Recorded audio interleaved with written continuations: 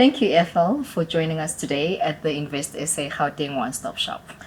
Ethel, can you please share with us what your role is at Standard Bank and what is it that you do?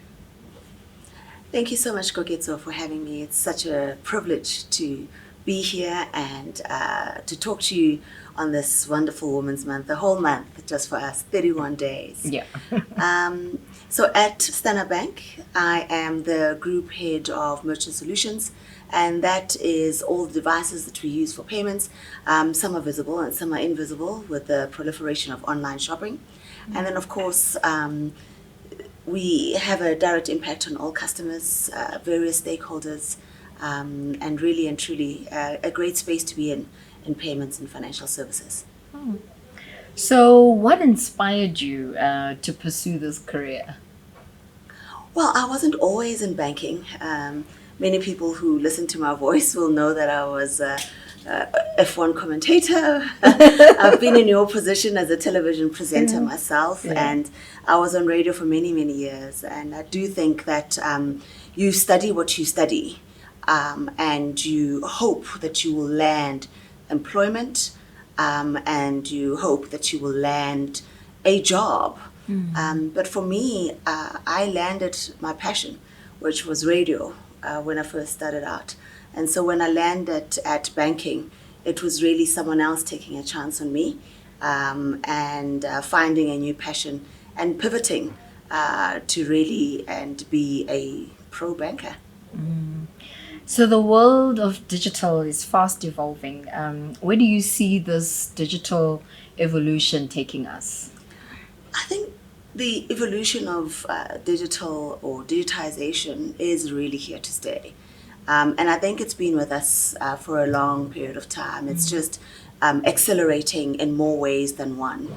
If I think about payments, 5 years ago, you never thought you would sit at home and order your favorite food.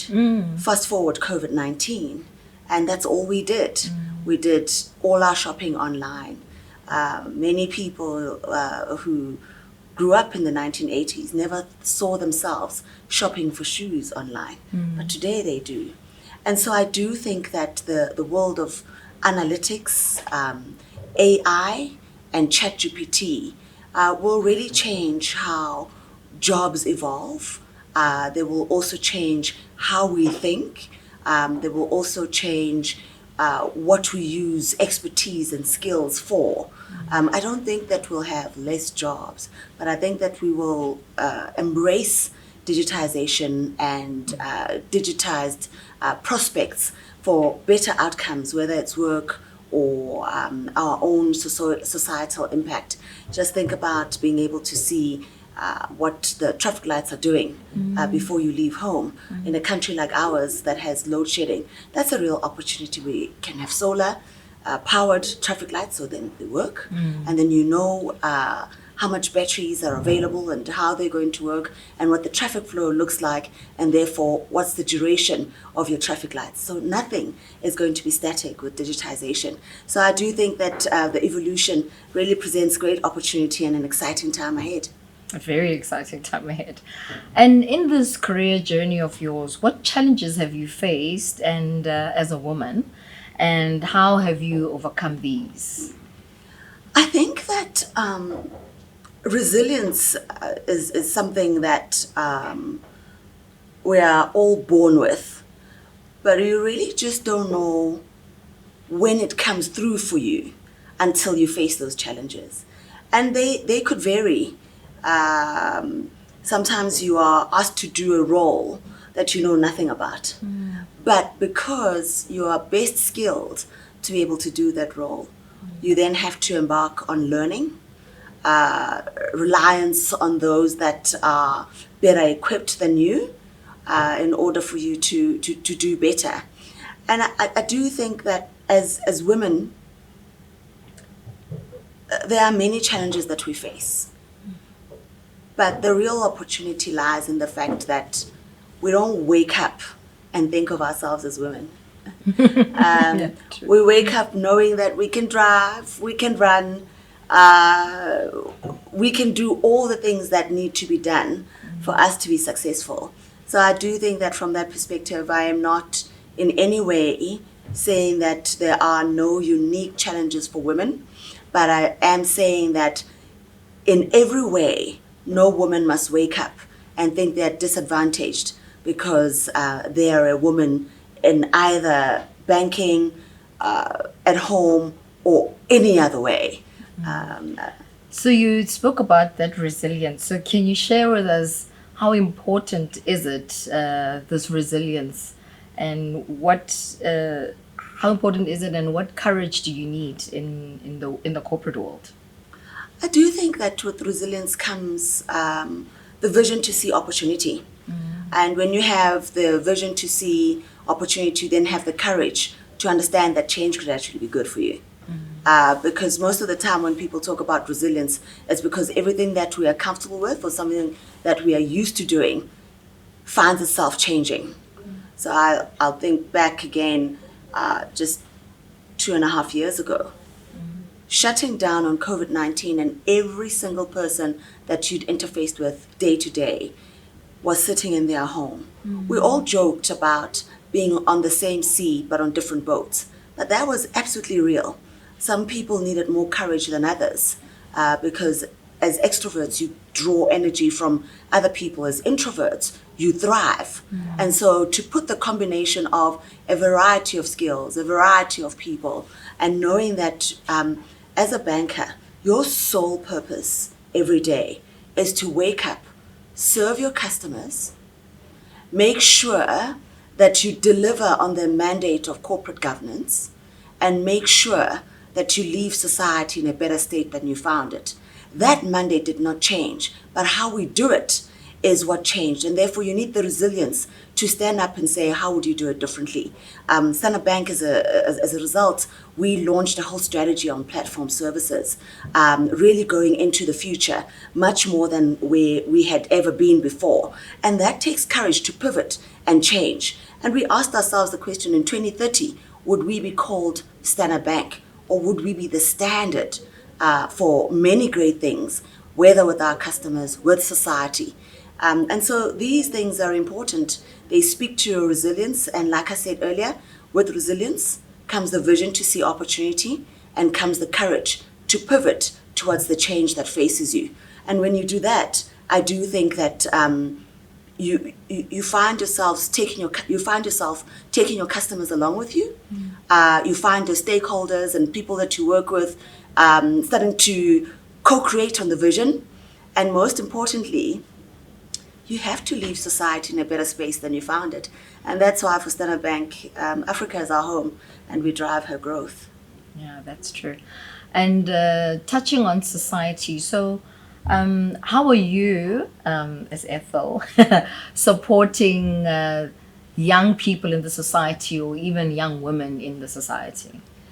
Well, I guess for me as Ethel, my greatest career prospects or job on earth has really been a mother. I have 2 young boys. They may not call themselves young anymore, maybe.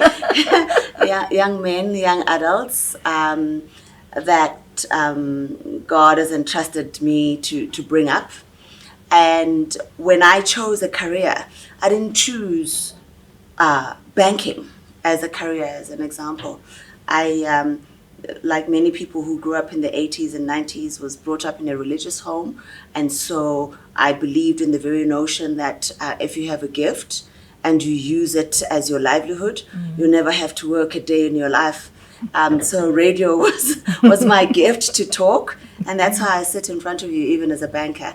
And so when I watched my young boys grow up, it was very interesting to have watched the evolution of the girl child, and how the girl child needed to be propped up. And that's why we have Women's Month. And so we grew up in a very woke society, and a woke South African society. We are lucky enough to have a whole month on Women's Day celebrated on the 9th, but a whole month is dedicated to women. The 8th of March is International Women's Day, but we still celebrate it. But I had this feeling that if you're a great woman, you want to start a family with a great man. And so my husband and I have the Nelly Foundation. And what the Nelly Foundation does is give back to young men in Soweto, because if these young men become great adult men, or young boys become great adult men, they too will form great elements of the kind of husbands they want to be, the kind of businessmen they want to be, the kind of fathers that they want to be. And so we participate in making sure that we fill the gap of them having the combination of mathematics together with physical exercise, and also acknowledging that a lot of them are brought up by abogogo. And so when that happens, they see other men who become their mentors or people that they can look up to because they want a better future for themselves. And as they say, it's not so much what you tell your child to do that they shall mimic, but it's what you do that they definitely mimic. Oh, that is so well said. And what would your message be to all the young women out there that have an interest in your field or who would like to follow the career path that you followed? I think firstly, like I said, have an understanding of what your gift is. I think sometimes what we've studied gives us an expectation that that's what we will do. So think about it. You make up that decision when you are 16 in grade 10, because you've got to make sure that the choices that you make for university in grade 11 at 17 are the right ones. By 19, you're already crafting your career. And sometimes it doesn't work out like that. So I think that when you are 16, just understand what your gift is. And when you understand that, you will then know what your career shall be. And when you find your career, I think that I subscribe to the notion from Michael Gladwell that you then need to spend the 10,000 hours practicing what your craft is and being deliberate about the practice that makes you better. And once you've fulfilled your 10,000 hours, it doesn't mean you're done. You are now at a very privileged position to talk to other people who are better than you, both locally and internationally.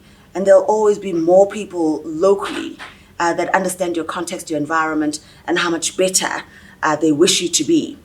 And when you do that, you then start to move yourself up to the next 10,000 hours that make you a niche player.